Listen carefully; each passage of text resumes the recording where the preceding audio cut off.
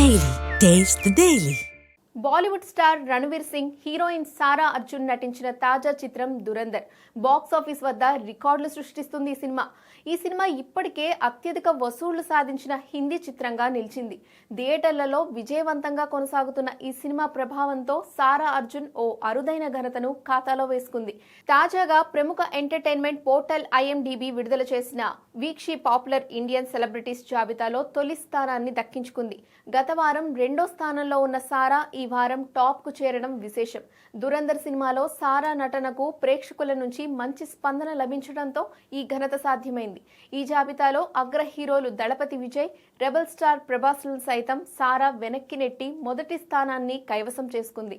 అలాగే దురంధర్ దర్శకుడు ఆదిత్యధర్ 2వ స్థానంలో నిలిచారు. గత వారం 3వ స్థానంలో ఉన్న ఆయన ఈసారి ఒక స్థానం ఎగబాకారు. ఇక దురంధర్ హిందీ సినిమా చరిత్రలోనే అత్యధిక వసూళ్లు సాధించిన చిత్రంగా నిలిచింది. భారత్లో ఈ సినిమా నెట్ వసూళ్లు 831 కోట్లకు పైనే అని నిర్మాతలు అధికారికంగా ప్రకటించారు. దీంతో ఇప్పటి వరకు నెంబర్ 1 స్థానంలో ఉన్న అల్లు అర్జున్ పుష్ప 2 హిందీ వెర్షన్ రికార్డును దురంధర్ అధిగమించింది. పుష్ప 2 హిందీలో 830 కోట్ల వసూళ్లు సాధించింది. ఇప్పుడు దీన్ని దురంధర్ బ్రేక్ చేసింది. వరల్డ్ వైడ్ ఓవరాల్ కలెక్షన్స్ 1200 కోట్ల మార్క్ క్రాస్ చేసింది.